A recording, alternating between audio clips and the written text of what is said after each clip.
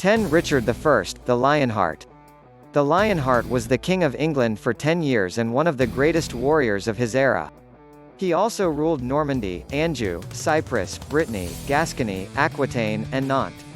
Richard I is one of those rare kings of England known by their nickname rather than the number. He was given the nickname Coeur de Lion or Lionheart for his exceptional courage and war strategies. He began leading his own army when he was just 16. The Lionheart became the main Christian leader against Saladin. However, when he realized that he wouldn't be able to secure Jerusalem even if he captured it, he signed a peace treaty with Saladin and returned to France. 9. Saladin. In the Western world, Saladin is often portrayed as the villain of the Third Crusade, but the Kurdish Sultan is hailed in the Middle East as the hero who crushed the European Crusaders and returned Jerusalem into Muslim hands. Born as a commoner in 1138 in Mesopotamia, Saladin founded the Ayyubid dynasty and became the first sultan of Egypt and Syria in 1175. He was trained by his uncle Asad al-Din Shirkuh. In the early days of his military career, Saladin united the Arab forces. Even after taking over the government, Saladin personally led all the major military campaigns. Before his death in 1193, the generous sultan had given away most of his wealth to the poor. 8. Miyamoto Musashi. Born in 1584, this samurai wizard is undoubtedly one of the greatest warriors to have ever walked on earth. Musashi was raised and trained by his uncle after his father's death. By the time he was 13, he was traveling across Japan challenging some of the finest swordsmen of the era to a duel. Miyamoto's father himself was a trained swordsman and a martial artist. Miyamoto won more than 60 duels throughout his life, and never suffered a defeat. He is said to have died with his cane in one hand and his sword in the other. He created the Naitoryu technique where you fight with two swords. 7. Attila the Hun.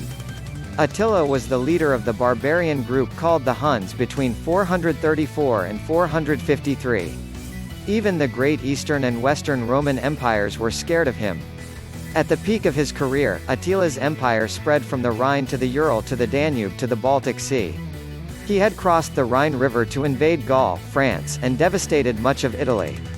He was defeated at the hands of the Roman Empire and died in 453. 6. Spartacus. Born in 109 BC in Thrace, Spartacus is the gladiator who revolted against the Roman Empire. When Rome was at war with Germany, he decided to leave the army instead of fighting the Germans. The empire wasn't happy with his decision, so they captured him and sold into slavery. Due to his strength, well-built body and the ability to fight, he was sold as a gladiator. Spartacus and his followers continued to build an army of slaves, and eventually they had a 90,000-strong army. He is one of the greatest warriors not only because of his strength and war capabilities but also for his courage and compassion. He was killed in a battle in 71 BC. 5. Sun Tzu. We have all read or heard about the book The Art of War, which was written by Sun Tzu in the 5th century BC. The ancient Chinese general is revered for his military strategy, martial arts, and philosophy.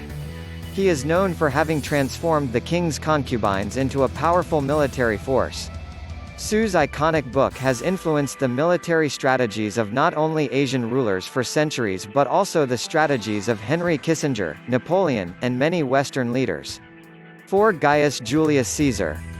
Julius Caesar was arguably the greatest general in Roman history. He won many battles in Britain, Germany, and Gaul, France, and documented his military adventures. He came to power as a quaestor and praetor and went on to become consul and proconsul. The Senate grew so uncomfortable with his power and influence that they asked Caesar to disband his forces. But he didn't give up, and eventually became the dictator of Rome in 44 BC. 3. Hannibal Barca. Hannibal Barca was considered the greatest enemy of Rome. He led the Carthaginian forces in the Second Punic War. Barca is often described as the father of military strategy. He crossed the Alps with 37 war elephants and 46,000 soldiers. After entering the Roman territory, he harassed the Romans for more than a decade. Barca destroyed hundreds of towns and won many battles before being defeated by Scipio at the Battle of Zama. Scipio forced him to sign a peace treaty in 201 BC. 2. Leonidas I of Sparta. Leonidas the Brave was the 17th king of Sparta from the Aegead line. His early years aren't well documented, but he is said to be the direct descendant of Heracles. Leonidas is best known for his heroic military adventures at the Battle of Thermopylae during the second invasion by the Persians in 480 BC. King Darius of Persia had been trying to conquer Greece for almost a decade when Leonidas became the king. When King Darius died, his son Xerxes continued to lead the Persian army. Leonidas tried to stop Xerxes' army at the pass of Thermopylae with 7,000 soldiers, including the 300 Spartans that made up his personal guard. When some of Leonidas's soldiers betrayed him, he sent away most of his soldiers and kept only the 300 Spartans. The rest is history. 1. Alexander the Great. Alexander the Great is arguably the greatest warrior of all time. He was the king of Macedon between 336 BC and 323 BC. His empire spread from Greece to India, conquering Persia, Syria, the Balkans, Egypt and many other regions. He spent much of his early years under the tutelage of Aristotle. Alexander the Great fought on the front lines of almost every battle. He had also planned to invade Arabia, but he fell sick and died in 323 BC. These are the greatest warriors of all time. There are many others in ancient and modern history such as Genghis Khan, Count Roland, Vercingetorix, and Marcus Cassius Siva who are remembered today for their military strength, tactics, and thinking.